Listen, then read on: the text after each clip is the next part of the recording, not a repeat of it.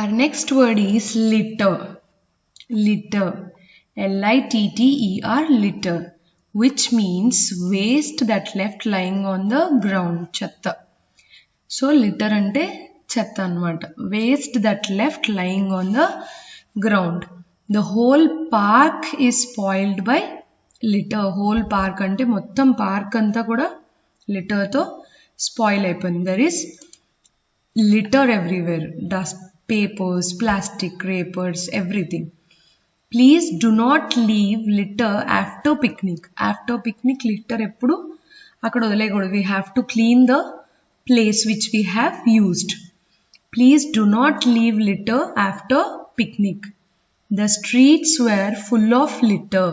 Streets anni kuda litter anta streets anni litter tho nindipoyini. The streets were full of litter.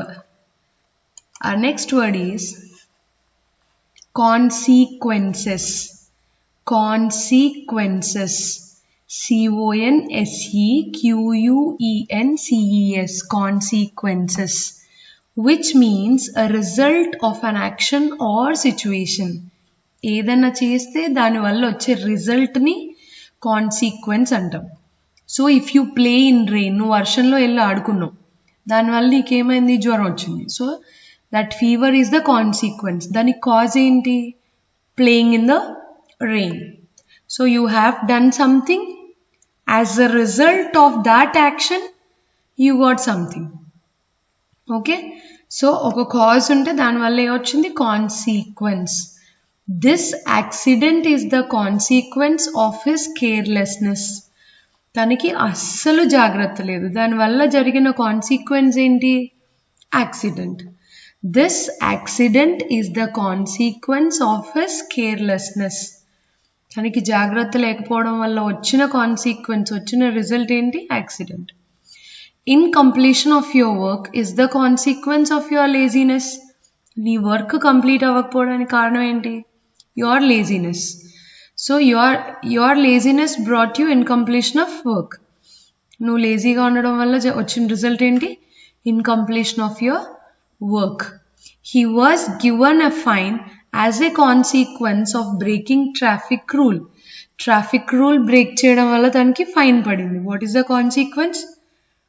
A fine. Okay, so consequences means result of an action. Our next word is excuse. Excuse. EXCUSE, excuse. Excuse అంటే మన్నించమని అడుగుతాం కదా, saying sorry. To forgive someone. To forgive someone, క్షమించడం అనమాట.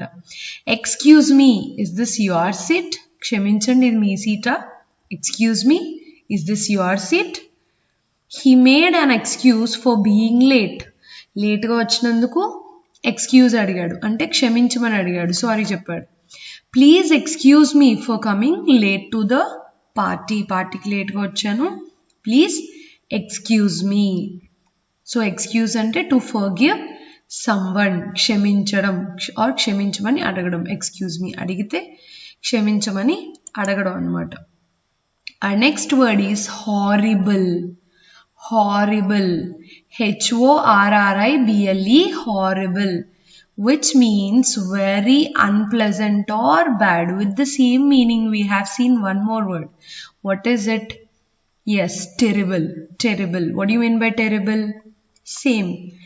Very bad situation or serious situation. Very unpleasant. Bhayankaramaina. The taste is horrible. Taste asalu nachaledu. So baby face chudandi etla undo. See, look at her face, because the taste is horrible.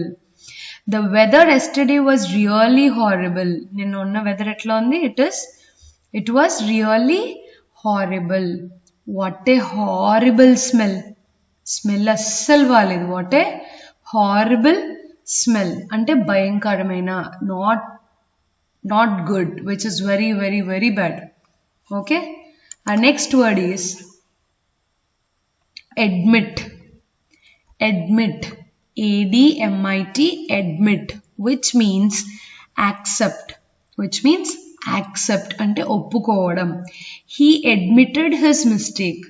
He broke the glass of the window. So he admitted, this side, the left side guy admitted. He said, yes, I broke it. But the right side one, he said, no. Admit చేయలేదు. ఏం చేశాడు? Deny చేశాడు. So what is the opposite of admit? Deny. He admitted, he denied. తను ఒప్పుకున్నాడు, వీడు ఒప్పుకోలేదు. So he admitted his mistake, he denied his mistake. Mistake ఉంది కానీ ఒప్పుకోలేదు. ఒప్పుకుంటే admit. He admitted his mistake. She admitted that Sita was the best singer. తను ఒప్పుకుంది అని Sita was the best singer. He always admits his laziness. వాడికి బద్ధకం అని వాడు ఎప్పుడు ఒప్పుకుంటాడు. He always admits his laziness. Our next word is proud. Proud. P-R-O-U-D. Proud. Proud means garvam.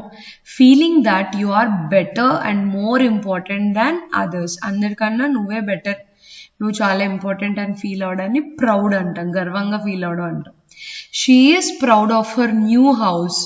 అలాంటి ఇల్లు ఎవరికీ లేదు అని ఫీల్ అవడాన్ని ప్రౌడ్ అంటాం. She is proud of her new house.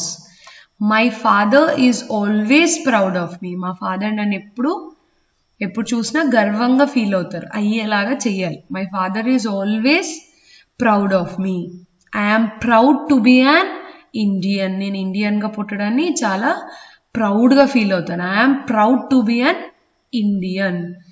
Okay, so proud అంటే గర్వంగా ఫీల్ అవడం, feeling that you are better or you are the best అని. ఆ next word is lonely. Lonely, L-O-N-E-L-Y, lonely, which means feeling alone, ఒంటరిగా feel అవడం. I never feel alone in my school. I never feel lonely in my school. నేను నా స్కూల్లో ఎప్పుడూ లోన్లీగా feel అవ్వను. I never feel lonely in my school.